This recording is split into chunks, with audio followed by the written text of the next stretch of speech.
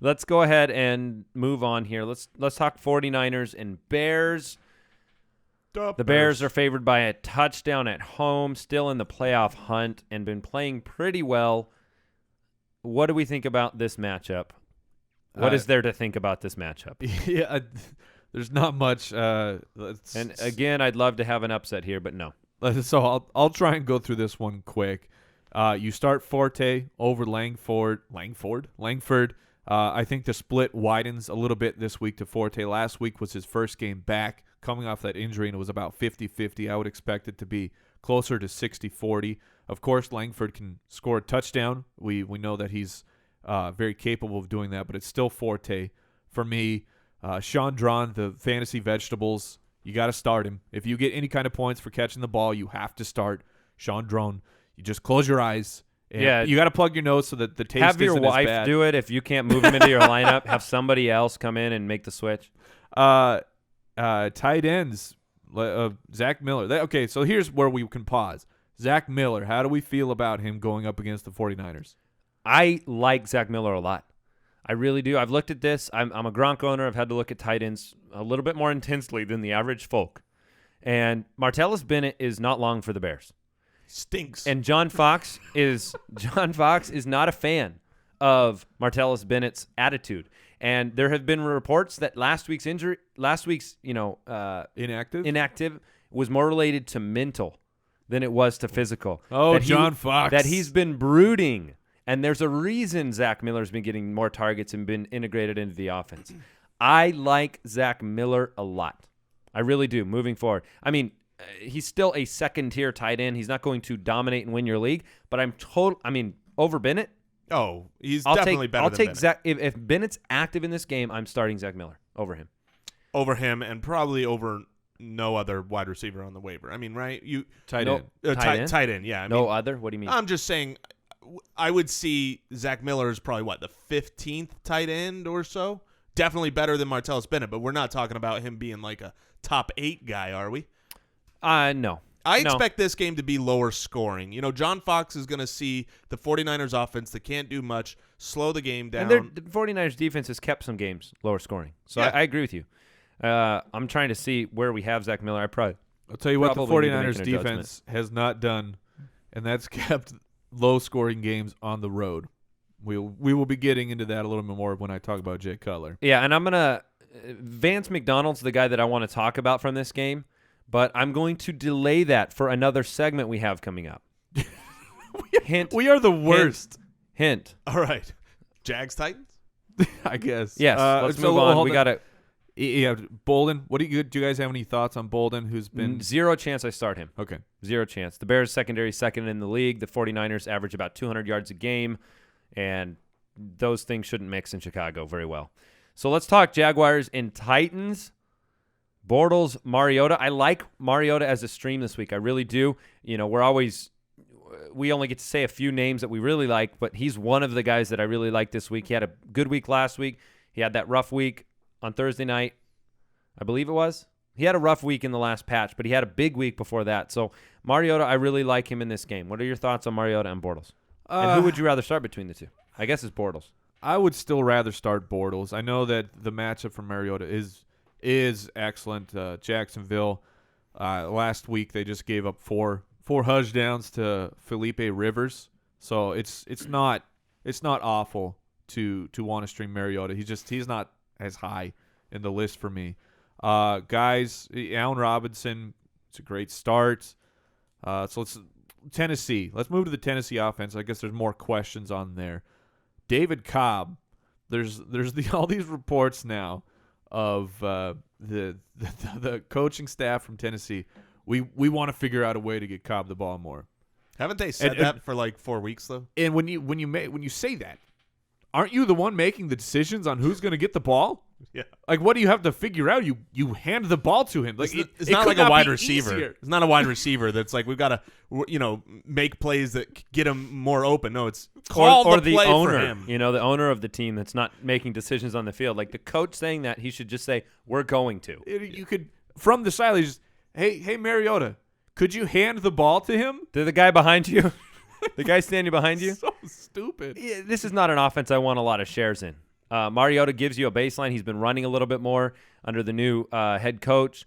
And, Delaney Walker I really like because nobody has a higher percentage of passes caught by the tight end than the Titans do. He is your start of the week for the rest of the start season. of the year. It's not my start of the week this week, but That's true. he could be. He was almost mine. I like him here. If you're in a standard non-PPR league and you need a tougher flex, I'm okay with Andrews on the Tennessee side, not as anything special, but as a guy that's at least, I don't see Cobb getting much work. I don't really love Yeldon for where he's been on the Jaguars side. He was going up against San Diego, which is such a great matchup last week, and he did nothing. He looks like he's slowing down. So I'm not digging most of these matchups. I do love me some Allen Robinson though. I have mixed feelings about Allen Robinson. The Titans are the 6th best pass defense without Hearns on the other side. I know his talent is superior and he's probably going to be force fed some targets, but this game's in Tennessee. The Titans defense is okay. I temper my upside with Robinson a little bit. Yeah, I understand that, but Allen Robinson to me, he has joined that wide receiver 1 core of guys. I don't care about a matchup. You're probably right, and I him. should probably be moving him there myself. So we got 3 matchups I want to get through real quick before we get to our starts of the week, but I want you guys to know, listeners out there, the starts of the week are coming, so stay tuned for that. Seahawks, Vikings in Minnesota. This game is a pick'em game by the Vegas line, and I kind of agree. I mean, we were trying to guess the lines yesterday. It's kind of a game we do around the office sometimes, and I think my guess was like half a point because I don't know who's going to win the game. Also, the Seahawks are trending up. Of note, an over-under of 41.5. Which is very low. Very low. Yep. So let's talk. Who do we like from any of these things? Clearly, Adrian Peterson is a start. Is anybody – and Rawls. Rawls is probably a start, but I think you have to lower your expectations for him. The Vikings have been they give up some yardage, but they've been overall as a whole a pretty good defense this year. And people are not talking about the Vikings, which is a diversion here of interesting about the Vikings. There was so much preseason hype on the Vikings. I love them. Andy really, really liked the Vikings. He said the Vikings were going to make the playoffs. They're in line to be in the playoffs, and no one's talking about the Vikings. It's because they're not high scoring. They're not flashy. Yeah. And they kind of come across the way that the Panthers came across last year. I know the records are a little different where you kind of thought they're a playoff team, but you can't envision necessarily, at least I can't, the Super Bowl run for a team like that. But and I could be completely wrong. What's funny about that is because what do we want from a Super Bowl team? Well, I want a very good defense. Yep. Check mark. We'll be able to run the ball. I want to be able to run the ball. Yep. Adrian Peterson. And good game management quarterback. Teddy Bridgewater. Like they are what every checkbox you want from a playoff team, that's what they got. I just think it's funny that but did any of us think they were going to beat the Packers? No. Yeah. So that conception of them, right. that perception of them is part of the problem. But it's a good point. And the Vikings D, I think we looked it up, didn't have it written down here, but they've given up more than 2 passing touchdowns never. Right. The entire year. To the quarterback. So that tempers your Russell Wilson. He's coming off of a 5-touchdown game. It's not going to happen. No. Yeah, I bet anything on that. Anybody wants a water bet with 5 more touchdowns to Russell Wilson, I'll take that water bet. I do see we have a little typo here under the tight end because it's Luke Wilson, but we misspelled it. We forgot to put the extra L. We forgot it's Luke Wilson. Yeah. All right, and Kyle Rudolph's been playing well. I don't mind starting Kyle Rudolph. I believe the Seahawks are 30th against tight ends, something like that. Yeah, they are susceptible. It's just so hard because every time you think, okay, I got Kyle Rudolph figured out, I'm going to depend on him. He lets you down with one of his wide open end zone drops. So you had his good game, then you have him heating up. Yeah. Is there any chance, there is a same with Doug Baldwin is in that same category. He's had some good games. There's Jimmy Graham. There's a good chance for both. I just don't see either of those happening. Yeah, if I had to, so you start AP, you start Rawls. I think you don't expect huge games from either guys. After that, it's really Rudolph and that you can start and maybe Baldwin, and then I think that's Baldwin it. like a wide receiver 3. Yeah, I'm good with that. I mean, I don't want anybody else. What about Stefan Diggs? Oh, Stephon Diggs, you burned bright. Yeah, I'm benching him for a while. Yeah, and against the Seahawks, it's not the right matchup to guess that he's gonna break something loose. So I agree. All right, let's do one more here, and we're going to push Cardinals-Rams to tomorrow. Okay. The Jets go to New York, where they're from, and take on the Giants. Long road trip. Yes, they Home field advantage. do they take all the Jets and spin them 3 times with their eyes closed, and when they open it up, like all the Giants signage is up in the stadium, and they're like, "Whoa, you're in a different place now." They like when when you're a kid, when you pretend like you're going through a time portal or something. Right, So they right. just add a bunch of flashing lights and fog into the the game tunnel? Like, ooh, you've transported to a magical What you do world. is you put them on the bus and you take them around a few times, and then you come back to the stadium. All right, so this is really the focus of our analysis here. Is they're going on the road to New York. All right, Fitzmagic, facing off against Eli Manning. We like Fitzpatrick as a streamer this week, and Yes. what's not to like? The Giants give up 250+ to the quarterback in 80% of their games. And he's coming off a 4-touchdown game. Marshall and Decker, the Marshall Decker experience Yes. is nice right now for fantasy owners. So how high do you have Mr. Ryan Fitzpatrick this week?